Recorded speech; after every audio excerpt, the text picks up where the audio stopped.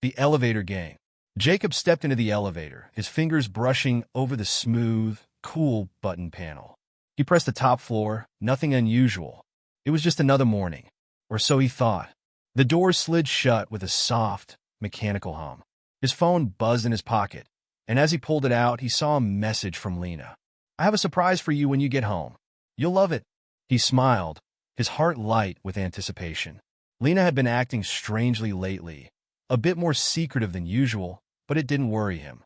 She was always playful, always keeping things fresh in their relationship. Maybe it was just some kind of quirky date she'd planned. The elevator jerked.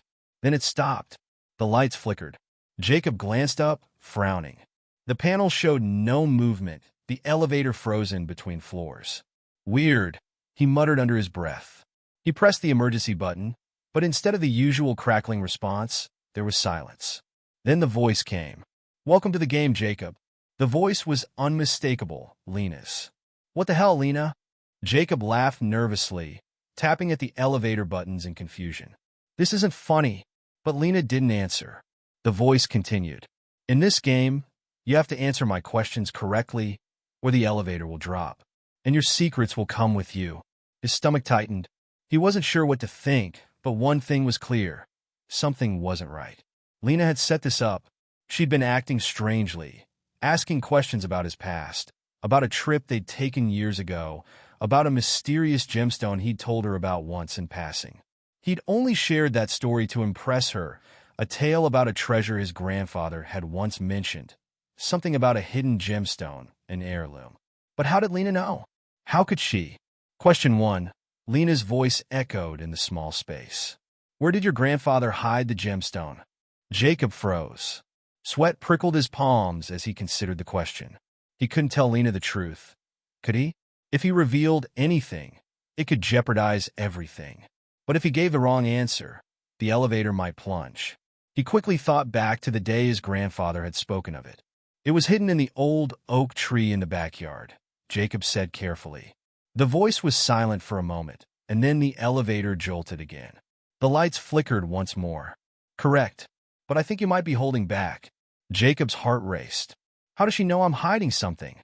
Question 2. The voice continued, almost too sweetly. "What's the full name of the person you sold the gemstone to?" His mind raced. No one knew about that. Only he and his grandfather's lawyer knew about the sale.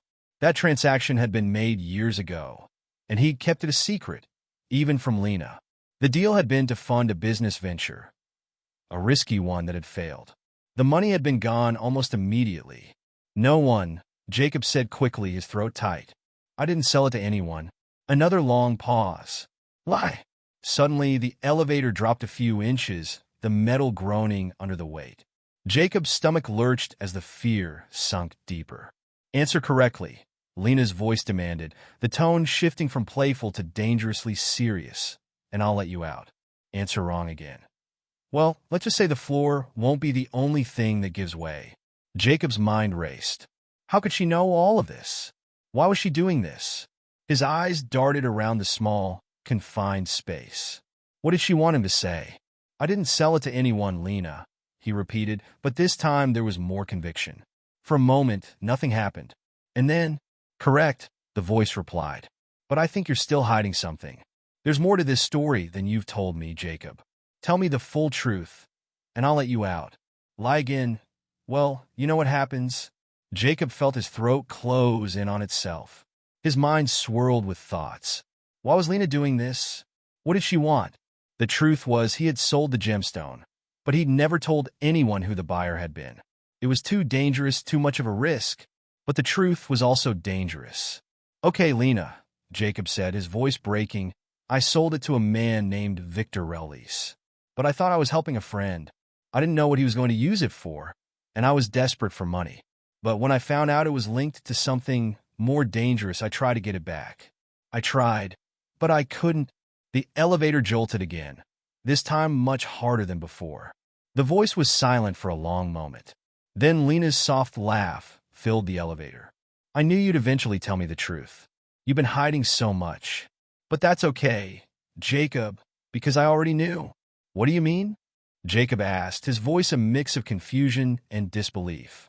You didn't think I was just playing with you, did you? The game wasn't about the gemstone. It was about you. I wanted to see if you'd come clean.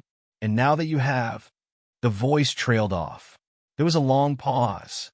Then, congratulations. You've won. Jacob's breath caught. The elevator suddenly lurched upward, rapidly accelerating until the doors opened with a soft ping. When the doors slid open, there stood Lena, her arms crossed and a smile on her lips. She stepped forward, her eyes glinting. You did good, Jacob. You passed the test. I had to know how far you'd go to keep your secrets. Jacob stood frozen, staring at her. What the hell was that? You set all this up just to test me? You made me think my life was in danger. Lena's smile widened. Not quite, but I had to know the full truth. The gemstone, it's not just a treasure. It's part of a much bigger story. And you're about to find out just how deep it goes. Her tone shifted, suddenly darker.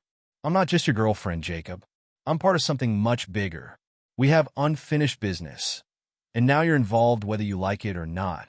Jacob's mind raced. His world had just turned upside down. Lena was no longer the woman he thought he knew.